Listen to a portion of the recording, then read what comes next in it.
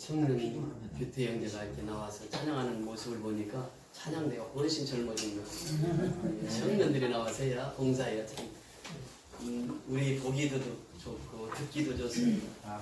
공주 청년이 이렇게 오늘 오랜만에 이렇게 얼굴을 보니까 너무 반가워요. 이것이 모인 우리가 하나님의 은총을 받은 자입니다. 다시 한번 인사하십니다. 형제님은 하나님의 은총을 받은 자입니다.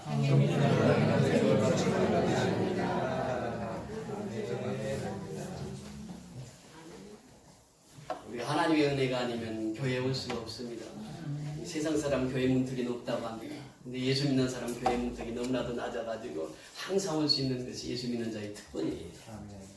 아버지 집이 그렇게 좋습니다. 이 주의 은총 받은 자들이 모인 것이 아버지 집입니다. 이 교회라고 하는 것이 그래요. 하나님의 은혜 없이는 이 자리에 나올 수 없습니다. 이 자리에서 예배 드린다고 하는 것이 하나님의 가장 큰 축복이고 내가 예배자로 서 있다고 하는 이 자체가 하나님 앞에 복을 받은 자인 줄 믿습니다. 아멘. 우리 지난주에까지 우리 에베소서를 보았는데 에베소서는 교회론입니다. 교회가 어떤 것인가 알아봤는데 우리 에베소서 4장 16절 한 절만 찾아보십니다. 에베소서 4장 16절 교회에 대해서 아주 잘 말씀해 주시고 있습니다. 에베소서 4장 16절 시작. 그에게서 온몸의 각 마디를 통하여 도움을 받음으로 연결되고 결합되어 각 지체의 분량대로 역사하여 그 몸을 자라게 하여 사랑 안에서 스스로 세우느니라. 교회가 어떤 것이라고요? 그리스도의 몸이다 이렇게 표현합니다. 그리스도의 몸 이것이 교회입니다. 그런데 교회를 보면은 각 마디를 통하여 도움을 받음으로 이렇게 표현합니다. 교회는 서로가 도움을 주는 것이 교회입니다. 각 마디가 서로 도움을 줘요. 그러면서 이 몸에 대한 비유를 말씀하시는데 서로 연결되고 결합되었다 이렇게 표현합니다.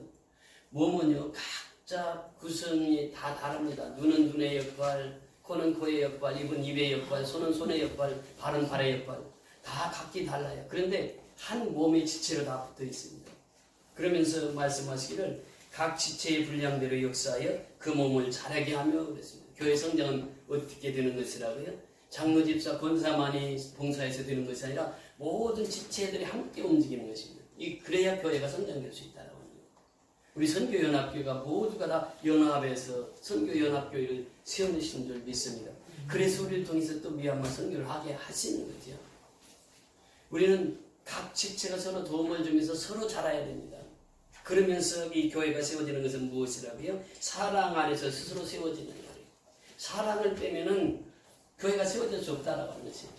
교회는 사랑 가운데 세워지는 것이 교회입니다. 교회는 서로 사랑하는 것이에요. 예수님이 말씀하신 것처럼 하나님 사랑, 이웃 사랑입니다. 이것이 교회예요. 교회를 이렇게 세워나가는데 교회는 사랑 안에서 세워진다고 하는 것입니다. 그 사랑이 어떤 사랑입니까? 아가페의 사랑입니다. 그러니까 예수님의 십자가의 사랑 없이는 교회는 세워질 수가 없다. 교회에 세워지면 예수님의 십자가의 사랑, 아가페, 그 십자가의 사랑을 통해서 세워지는 것이다. 근데 골로새서의 특징은 뭐냐? 골로새서는 우리가 신학적으로 얘기하면 그리스도론입니다. 그러니까 그리스도가 가장 우월하시고 그리스도가 탁월하시다. 이것을 말씀하시고 있는 것이 골로새입니다. 골로새는 첫째로 그리스도가 누구냐라고 하는 이 문제부터 접근합니다. 그리스도가 누구냐? 창조주다 이렇게 말씀하십니다. 하늘을 지으시고 땅을 지으시고 바다를 지으시고 온 우주 만물을 주관하신 분이 누구냐? 그리스도라고 하는 말씀이에요. 창조주라고 하는 것입니다. 그분이 세상을 창조하셨다 이렇게 말씀하십니다. 오늘 이 말씀을 묵상하면서 서울 식물을 쭉 보는데 진달래꽃이 활짝 피었습니다. 개나리가 활짝 피었습니다. 우리 교회 주변에 목련꽃이 벌써 지기 시작합니다. 또 음지에서 이제 목련꽃이 확 피고 있습니다. 이 꽃이 피면 다들 사람들이 좋아합니다. 그 예수님은 이 땅에 꽃으로 오신 것이, 빛으로 오신 것이, 생명으로 오신 분이에요. 그래서 그분이 모든 만물을 창조하셨습니다. 하나님이 창조한 창조물을 보면 다 신기하고 놀라운 것이에요.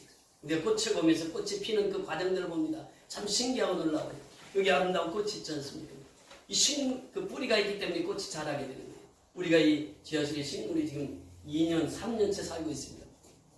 이 식물이 자라는 것은 뿌리가 있기 때문에 식물이 자라는 거예요. 예수님은 우리의 생명의 뿌리가 되시는 분입니다. 그분이 이 모든 식물, 모든 세계 만물을 창조하신 창조주라 이렇게 표현합니다. 이것이 바로 골로새서를 통해서 그리스도가 누구인가, 예수가 누구인가, 그분은 창조주 하나님이시다 이렇게 말씀하십니다. 두 번째로 예수님은 구속주라고 하는 것입니다. 더 리디머 이런 표현을 씁니다. 예수님께서 모든 사람을 구속하기 위해서 이 땅에 오셨다라고 하는 것이에요. 모든 죄인을 구속하기 위해서 예수님이 이 땅에 오셨다고 하는 것입니다.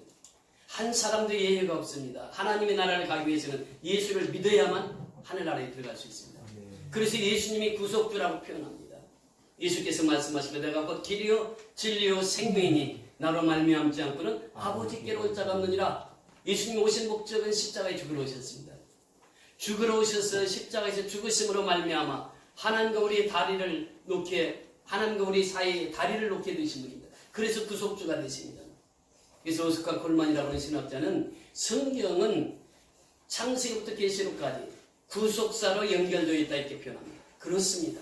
성경 예수 빼면은 아무것도 아닙니다.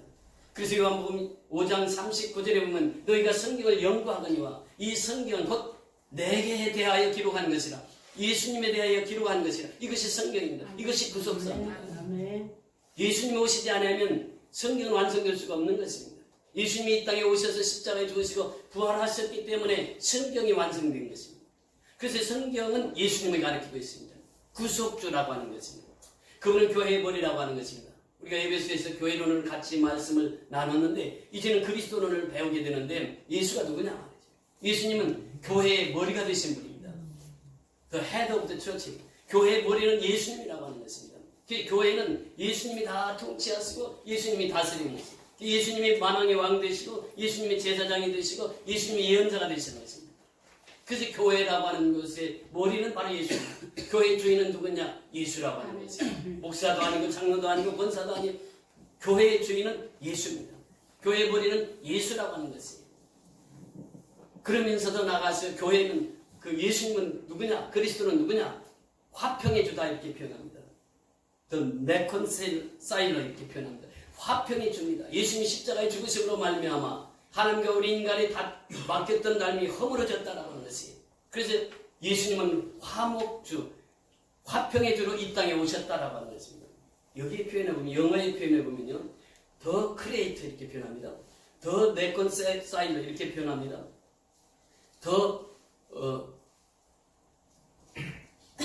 여기에 보면 전부 더가 붙어 있습니다. 더 시크릿 오브가 하나님의 비밀을 맡은 자다. 더 헤드 오브 처치, 더 크리에이터, 더 리디머 이런 표현을 쓰는데 여기에 보면 정관사 더가 다 붙습니다. 무슨 말인가 하면 예수님만이 구속주가 된다는 거예요.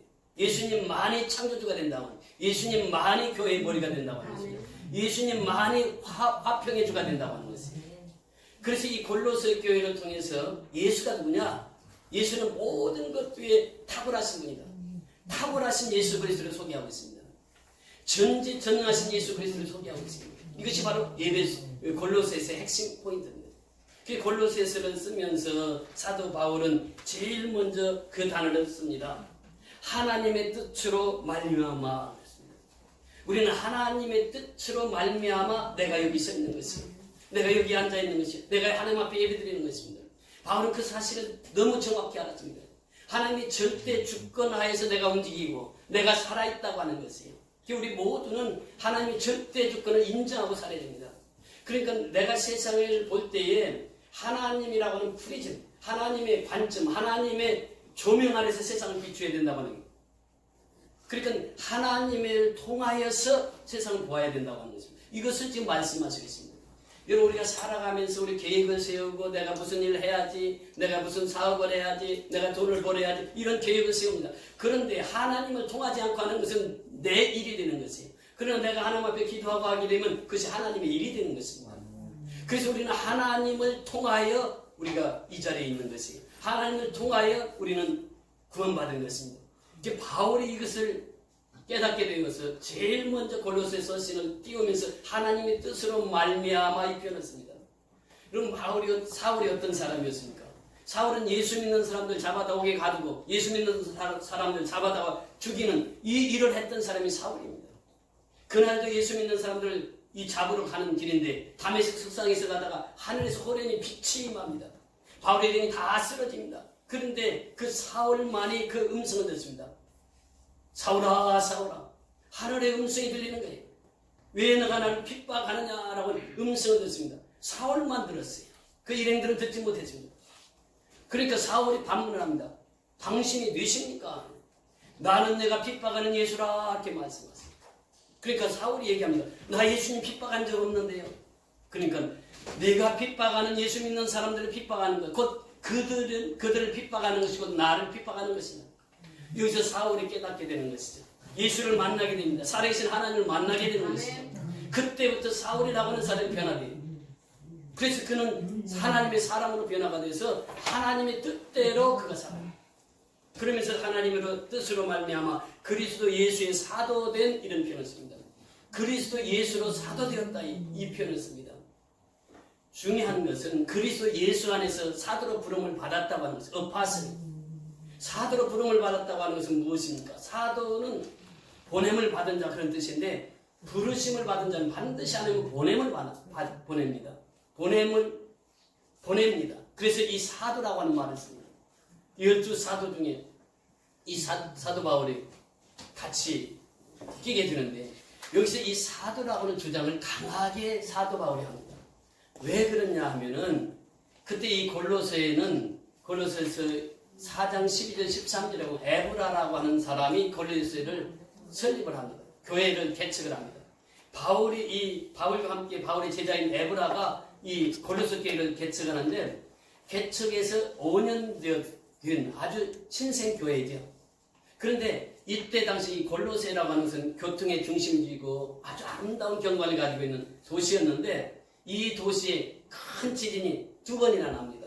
AD 61년경에 이 바울의 서신을 띄우기 바로 직전에 큰 지진이 나요. 지진이 나서 골로새 완전히 이제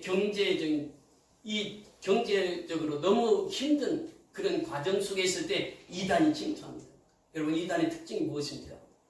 돈 주고 이러면서 사람들을 유혹하죠. 그래서 이단에 한번 들어가게 되면 지팔고 그래서 나오기가 힘든 것입니다. 그 당시도 역시 마찬가지입니다. 영지주의자들이 파고 들어왔습니다.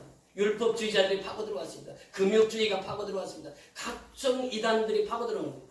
그러면서 에베소 교회가 신생교회인데 그 교회의 성도들을 유혹합니다. 미혹합니다. 그래서 그 이단을 배척하기 위해서 그리스도가 어떤 분인가를 정확하게 소개하고 있는 것이 골로새입니다.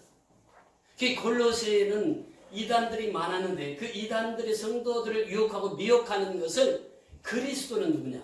그리스도는 창조주다. 그리스도는 구속주다. 그리스도는 화목주다. 그리스도는 교회의 머리가 되시는 분이다. 이러면서 그리스도의 우월성, 탁월성을 지금 사도 바울은 강조하고 있습니다. 그 그리스도 안에서 바울이 부름을 받았다. 부름을 받고 나는 보내심을 받았다. 그래서 이 사도가 되었다라고 하는 이 사도권을 강하게 주장합니다. 왜냐하면 그 당시에 골로새 교회에도 바울이 사도인가 아닌가 이런 분쟁이 있었습니다. 그래서 바울은 서두에 그 사도권을 강하게 주장합니다. 나는 하나님께로부터 부름을 받아서 하나님 앞에 쓰임받는 종이다.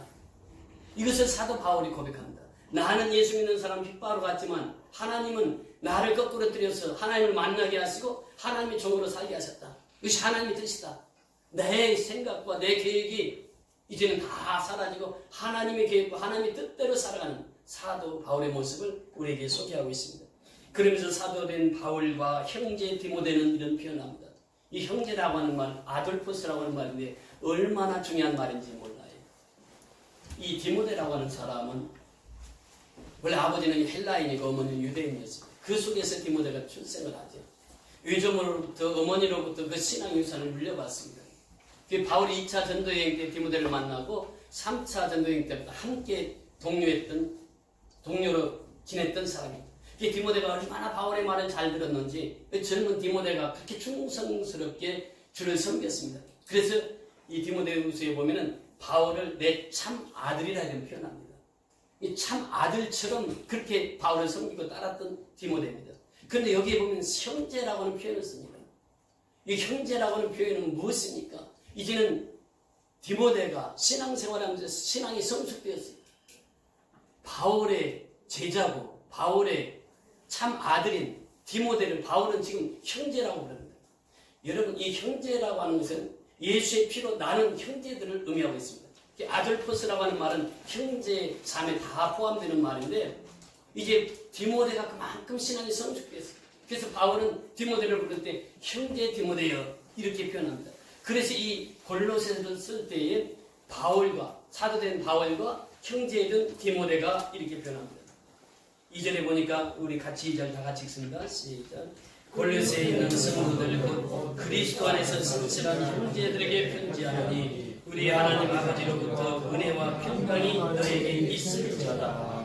골로새에 있는 성도들, 하기오스라고 하는 말인데 세인츠라고 하는 말인데 이 성도라고 하는 말은 부름을 받은 사람들이 그러니까 밖으로부터 부름을 받고 아버지 앞에 나온 사람들, 이 성도들이 이 성도들은 구별된 무리라고 하는 뜻입니다.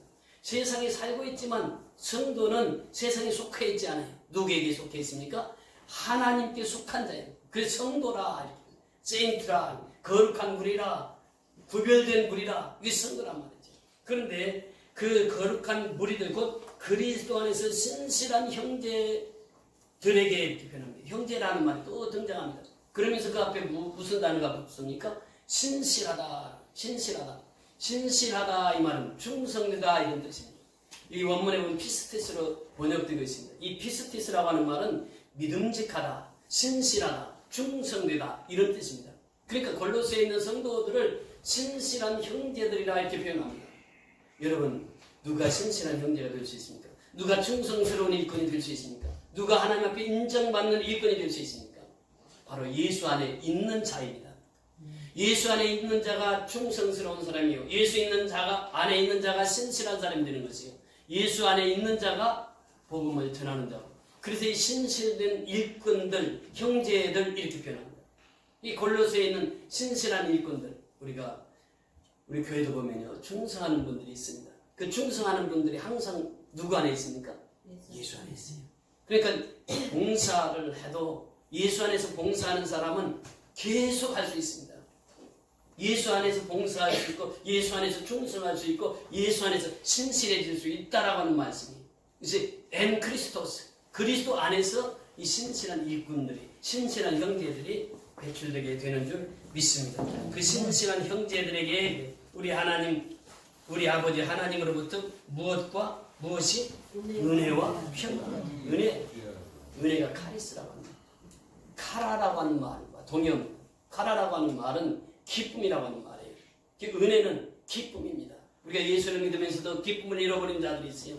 예수 믿으면서도 기쁘게 생활하지 못하는 사람이 있어요. 왜 그렇습니까? 은혜 받지 못해서 그래요. 은혜 받으면 모두가 기쁘게 살아간다. 내 생활에 어떤 상황이 있든지 기쁘게 살아가는 이 은혜 받은 자의 삶이에요. 어제 제가 용인에 신방을 다녀왔습니다. 유영근 형제가 어제 갑자기 이제 위급한 순간이 되어서 모든 가족들이 다 알렸어요. 이제 부여에서도 뭐 가족들이 다 모였어요. 그래서 이제 같이 예배를 드리면서 그 상태를 보니까 아들 왔습니다. 그러면 눈을 한 번 떴다가 눈을 감아요. 너무너무 힘드는 거죠. 24시간 잠을 못 자요. 고통 속에 있어요. 샘물 호스피스 병동에 가니까 한 차가 40-50대가 있는데 그 주차장이 있는데 주차장이 꽉 차 있어요. 거기 있는 분들은 이제 마지막 세상을 떠나기 마지막 있는 사람들만 거기 오는 것이 의사선에서 이제 치료할 수 없는 사람들만 호스피스 병동으로 옮깁니다. 거기 많은 분들이 계시는데 그분들이 이제 죽음만 기다리고 있는 분들이에요. 그 가서 예배를 드리면서 그분이 그 삶 속에서도 기쁨을 잃지 않아요. 가족이 오니까 올 때마다 눈을 뜨는 거예요. 그 눈 떠서 한 번 보고 눈을 감아요. 너무 힘든. 그런데 그 영혼 속에 제가 그 예배를 인도하면서 뭘 느꼈느냐면 이 형제가 예수를 받아들이지 않았다고 하면 이 세상에서 그냥 가는 거예요. 예수 없이 가는 지옥 가는 거예요.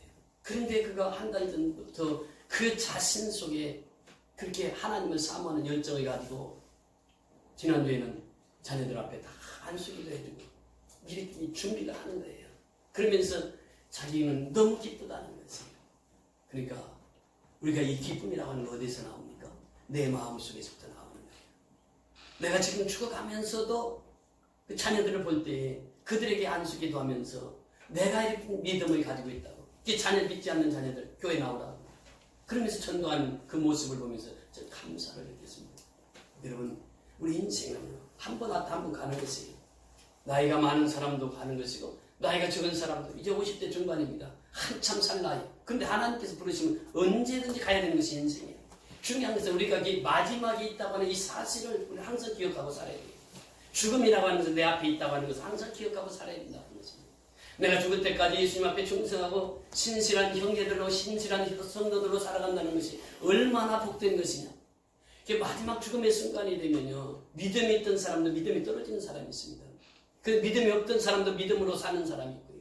그래서 우리는 마지막 숨이 떨어지는 그 순간까지 하나님 붙들고 살아야 돼요. 예수 붙들고 살아야 돼요. 그것만이 우리에게 진정한 복된 생활인 줄 믿습니다. 이 카리스라고 하는, 카라라고 하는 단어. 그래서 은혜를 받으면 항상 기쁨으로 살아요. 우리가 신앙생활 속에 기쁨을 잃어버렸다고 하면 내가 은혜를 받지 못했다고 하는 증거예요. 내게 은혜가 떠났다고 하는 증거입니다. 그러니까 내가 항상 기쁘게 살아간다고 하는 것은 내가 하나님의 은혜로서 살고 있다고 하는 증거입니다. 그래서 사도 바울은 고백합니다. 내가 다시 말하노니 기뻐하라. 다시 말하노니 기뻐하라. 다시 말하니 기뻐하라. 이것이 바로 은혜 받은 자의 삶이에요. 우리가 어느 곳에 있든지 그렇습니다. 어떤 상황에 처하든지 우리는 기뻐할 수 있어요. 왜? 내 안에 누가 계시기 때문에. 예수가 계시기 때문에. 예수님은 우리에게 그 기쁨을 주시는 분입니다. 예수님은 우리 마음속에 평강을 주시는 분이에요. 그래서 은혜 받은 사람이 평강을 누리는 것입니다. 은혜라고 하는 말은 기쁨이라고 하는 말이고 그 다음에 호의라고 하는 말입니다. 호의라고 하는 것은 무엇입니까? 친절하게 대하는 거예요. 은혜 받은 사람들 모습의 특징이 무엇입니까? 사람들을 만날 때마다 친절하게 대합니다. 따지지 않아요. 묻지 않아요. 친절하게 대합니다. 은혜 받은 사람의 특징이 그래요. 내 마음속에 기쁨이 있으니까, 내가 은혜 받았으니까 사람을 만날 때마다 그 사람들 친절하게 대합니다. 한 사람 한 사람을 소중히 여기는 거예요. 여러분, 그래서 우리가 어떤 곳에 서든지 우리는 복음을 전해야 됩니다. 예수님만이 우리 인생의 답이에요. 그러니까 이 복음을 전한다는 것이 얼마나 중요해요. 오늘 권사님이 이제 우리 전도지를 몇만 장을 지금 했습니다. 여기에 보니까 내용이 너무 좋아요. 여기 뭐가 있습니까? 배가 있습니다. 배가. 근데 이게 배가 해안가에 떠 있는 배예요. 해안가에 여러분들 바닷가에 가면 쓰레기, 온갖 쓰레기 많고 그렇잖아요. 근데 배도요, 이 해안가에 있을 때는 배가 운행을 할 수가 없습니다. 근데 이 배 밑에 무슨 글이 써 있느냐면 반드시 무슨 때가 온다? 밀물의 때가 온다는 거예요. 밀물의 때. 밀물의 때가 와야 배가 항해가 됩니다. 데일 카네기가 이 그림을 자기 사장실에다 평생 붙여놓고 있었던 거예요. 이 사업을 하면서요, 참 어려움이 많잖아요. 우리 장로님도 사업을 합니다만 어려움이 많을 때 이분은 그 해안가에 있는 배 하나 이 그림을 자기 사장실에 딱 붙여놓고 기도하는 거예요. 하나님, 우리 사업장에 반드시 밀물의 때가 올 줄 믿습니다. 그렇게 사업을 했을 때 세계의 철강 사업 가장 큰 일을 했던 분 아닙니까? 그 인생은요, 빈배와 같아요. 그런데 반드시 밀물의 때가 있다고 하는 거예요. 그 기회입니다. 찬스입니다. 인생에는 몇 번의 기회가 옵니다. 내 인생에도 마찬가지예요. 기회가 와요. 근데 그 기회를 붙잡지 못하면 기회는 떠나고 마는 것이에요. 그 중요한 것이 뭐냐면 인생은 밀물의 때가 온단 말이죠. 그 기회예요. 그러면 우리가 그 때를 놓치면 안 된다고 말이죠. 하나님께서 우리 선교연합교를 통해서 하시고자 하는 일이 있습니다. 그래서 지금 우리가 미얀마 선교를 활발히 할 수 있는 것은 하나님께 주신 기회입니다.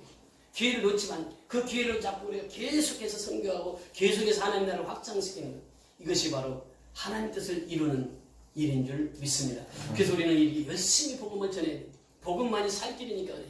예수님만이 살 길이니까 그래요. 생명의 주를 전해서 믿지 않는 그 영혼들에게 복음을 전할 때 그들이 예수를 믿고 변화돼서 새 사람이 되어 살아가는 것. 이것이 바로 예수님이 우리를 향하신 뜻인 줄 믿습니다. 그래서 첫째 성도는 은혜를 받아야 됩니다. 사도 바울이 고백하고 있는 것은 뭐예요? 은혜와 평강이 너에게 있을지어다. 평강이라고 하는 말은 무엇입니까?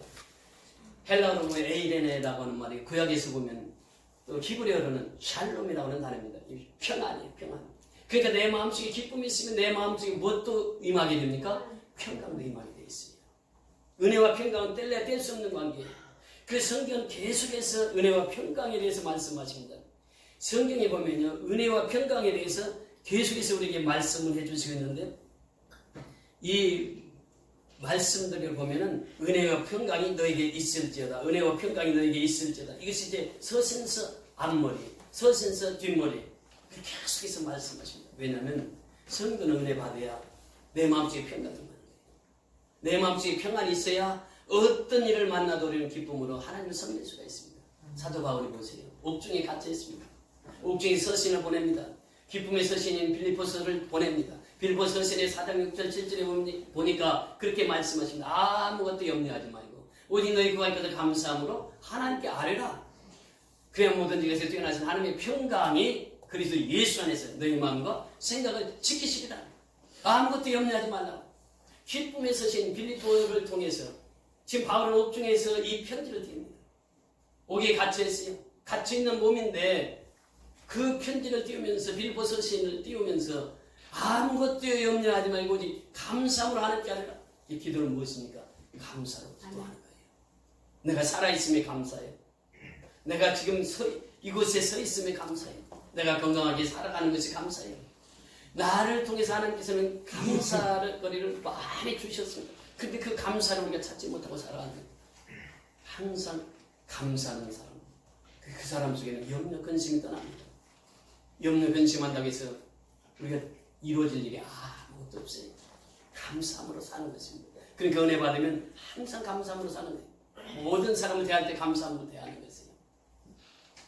그래서 아무것도 염려하지 말고 너희 구할 것을 감사함으로 하나님께 아뢰라. 그리하면 모든 지각에서 뛰어나신 하나님의 평강이, 모든 지각에서 뛰어나신 하나님의 평강이 너희 마음과 생각을 지키시리라. 누구 안에서?